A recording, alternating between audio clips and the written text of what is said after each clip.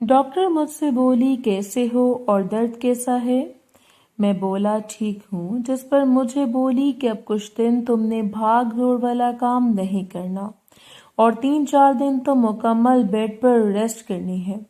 हफ्ते बाद तुम्हारे टांके निकल जाएंगे और जो दवाई मैंने दी है वो लेते रहना और हर 2 दिन बाद पट्टी बदलवा लेना। दवाई और सामान सारा मैंने दे दिया है।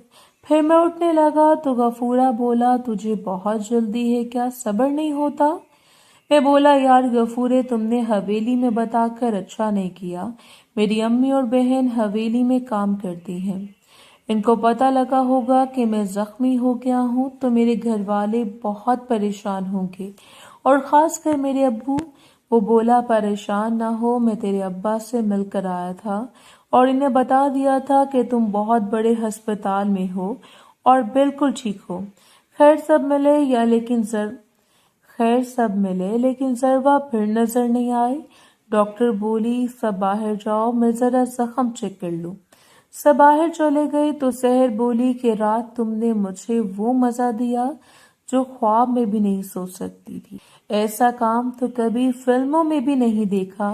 फिर बोली, ये मेरा फोन नंबर है, मेरा घर और अस्पताल तो तुमने देख लिया है। मेरे दिल के और नीचे इशारा करते हुए, खजाने के दरवाजे तुमके लिए हमेशा खुले रहेंगे, और हंस दी।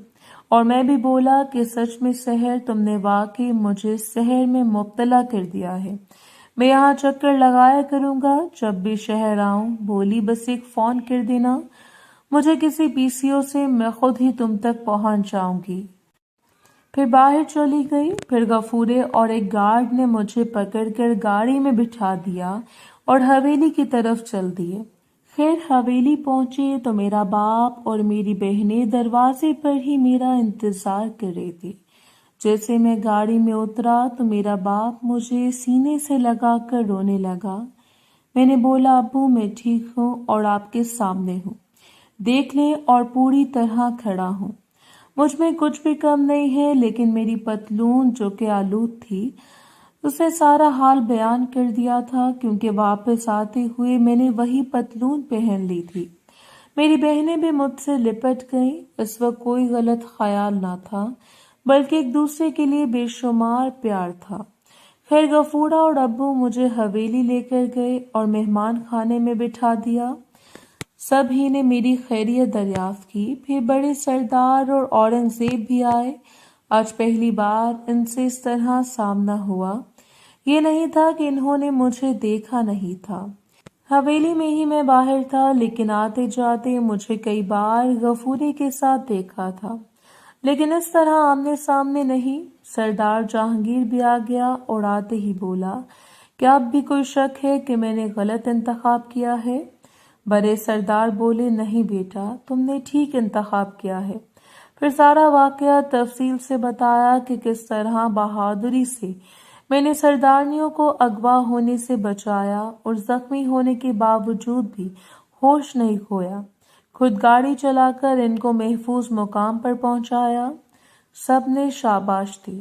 मुझे यकीन नहीं आ रहा था कि इतना जल्दी मेरा नाम बड़े सरदार और औरंगजेब तक पहुंच जाएगा, लेकिन अब पूरी हवेली में मेरा नाम हर कोई जानता था, चाहे शक्ल से मुझे कोई जानता हो या ना हो। हालांकि ऐसा कोई खास कारनामा तो सर अंजाम दिया नहीं था। सिर्फ 3 लोगों से लड़ा था और एक छोटा सा जख्म था। खैर बड़े सरदार बोले कि किसी चीज की जरूरत हो तो बताना, और सरदार ने 50,000 रुपए दिए कि रख लो और कुछ खा पी लेना और दवा दारू ले लेना। मैंने जहांगीर की तरफ देखा, इसने इशारा किया, मैंने पैसे रख लिए। फिर सरदार और औरंगजेब हवेली चले गए। फिर सरदार और औरंगजेब चले गए। जहांगीर बोला कि तुम हवेली के मेहमान हो, जब तक ठीक नहीं हो जाते हवेली में रहो, खाओ पियो। तुमने बड़े सरदार और औरंगजेब के सामने मेरा सर ऊंचा कर दिया है। मैं बोला, नहीं सरदार साहब, मैं घर जाना चाहूंगा और मैं जल्द से जल्द हवेली पर लौट आऊं। सरदार जहांगीर बोला, कोई बात नहीं, आराम करो जब तक ठीक नहीं हो जाते। मैं बोला, अब दिल आराम को नहीं मानता। बोले, अच्छा ठीक है, जब तक तुम टांग بولے اچھا ٹھیک ہے، جب تک ٹانکے نہیں کھلتے آرام کرو۔ میں بولا ٹھیک ہے۔ پھر سردار جہانگیر خان نے مجھے 1000 روپے والی ایک کاپی دی۔ بولے یہ کچھ روپے ہیں تمہارے کھانے پینے کے لیے اور کچھ اپنے ابو کو میری طرف سے دے دینا۔ میں نے منع کیا لیکن بڑے سردار نے بھی دیے ہیں۔ تو سردار بولا میں نے بولا تھا حویلی کی طرف سے جو تحفہ ملے انکار نہیں کرنا۔ میں نے روپے جیب میں رکھ لیے۔ بولے تمہیں پسٹل اور خنجر دیا تھا، اس کا استعمال کیوں نہیں کیا؟ میں بولا کہ وہاں بہت لوگ تھے، پولیس آ سکتی تھی اور وہ لوگ تو میری ایک ہاتھ کی مار تھے، بس بے خیالی میں مار کھا گیا۔ پھر جب ڈاکٹر کی طرف گئے تو میں نے گاڑی میں رکھ دیا تھا۔ بولے اچھا اب مزید احتیاط کرنا۔ میں بولا پہلا تجربہ تھا تو مار کھا گیا، اب مزید محنت کروں گا اور خود کو اور بہتر بناؤں گا۔ بولے اچھی بات ہے۔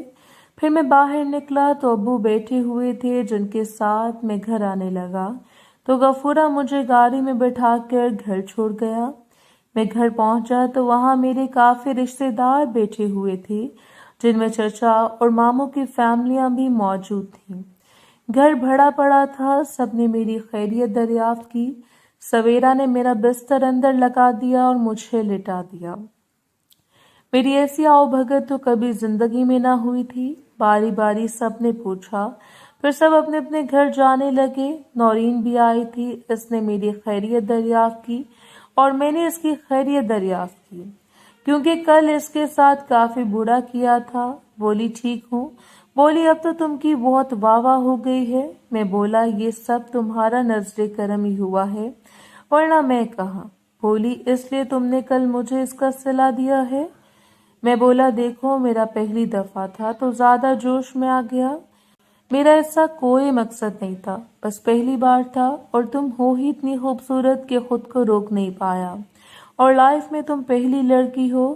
وہ بولی کر تو ایسے رہے تھے جیسے بہت تجربہ ہے۔ میں بولا یہ تجربہ بھی تم نے ہی دیا تھا اس دن کھیتوں میں۔ میں بولا بس زیادہ جوش آ گیا اور کوئی بات نہیں، اب سے ہم پکے فرینڈز ہیں۔ پھر کچھ مسکا وغیرہ لگایا کہ تم نے مجھے قید سے آزاد کروا کر کہاں پہنچا دیا اور اب ہر کوئی میرا نام جانتا ہے۔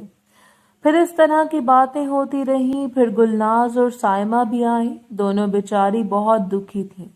میں نے ان کو کہا کہ فکر نہ کرو، جلد ٹھیک ہو کر تمہارے پاس آؤں گا۔ بولی انتظار رہے گا۔ گلناز بولی جیسے ہی غفورے سے پتہ چلا تو میری تو جان نکلنے والی ہو گئی تھی، لیکن پھر انہوں نے بتایا کہ تم ٹھیک ہو۔ میرا بس نہیں چل رہا تھا کہ اڑ کر تمہارے پاس پہنچ جاؤں۔ میں بولا دوستی اسی چیز کا نام ہے۔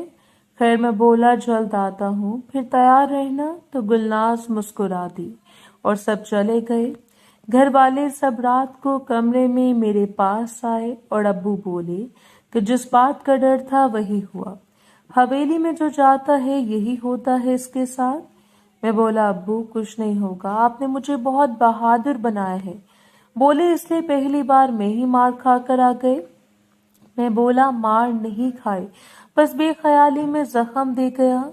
بولے بے خیالی میں گولی بھی آتی ہے۔ میں بولا جو تقدیر میں ہوگا دیکھا جائے گا، اور میں نے جیب سے 1,00,000 والی کاپی نکال کر ابو کو دے دی کہ سردار نے دیے ہیں اور بڑے سردار والے پیسے خود رکھ لیے، کیونکہ میں اپنی بہنوں کے لیے کچھ کرنا چاہتا تھا جس کا مجھے آج تک موقع نہ ملا تھا۔ ان کے لیے کپڑے جوتے لینا چاہتا تھا۔ امی نے جھٹ سے پیسے پکڑ لیے کہ اتنے پیسے، واہ! اور نازنین اور پائل کی آنکھوں میں چمک آ گئی، کیونکہ مجھے پتا تھا کہ ان میں سے ہم بہن بھائیوں کو کچھ نہیں ملنا، سارے امی اور نازنین اور پائل ہی استعمال کر لیں گی۔ ابو بولے میرے بیٹے کے خون کا بدلہ دیا، اور وہ بھی 1,00,000، کسی غریب کی جان کی قیمت صرف 1,00,000 روپے، جس پر امی بولی کچھ نہیں ہوا، اور سرداروں نے کتنے احسان کیے ہیں، ابھی 2 دن ہی ہوئے اور بیٹا 1,00,000 روپے لے آیا، اور کیا چاہیے آپ کو، آپ کا بیٹا بہت بہادر ہے۔ خیر پھر امی ابو اور نازنین اور پائل چلے گئے۔ میں نے سویرا سے کہا کہ پانی گرم کر دو، میں ایک بار نہا لوں، بہت بو آ رہی ہے، جس پر سویرا نے پانی گرم کیا۔ ایک بار پھر مجھے قید ہو چکی تھی، مطلب 7 دن بعد میرے ٹانکے کھلنے تھے۔ لیکن مجھے سویرا نے 7 دن ہلنے تک نہ دیا۔ نور اور سویرا نے میرا بہت خیال رکھا۔ میرا زخم اچھی خوراک کی وجہ سے جلدی بھر گیا اور پھر غفورے کے ساتھ میں شہر چلا گیا۔ شہر کے پاس ٹانکے نکلوانے، جہاں پر شہر مجھے دیکھ کر بہت خوش ہوئی۔ مجھے کمرے میں لے جا کر زخم کا معائنہ کیا، بولی واہ، ایسا لگتا ہے زخم تھا ہی نہیں، بڑی جلدی مل گیا۔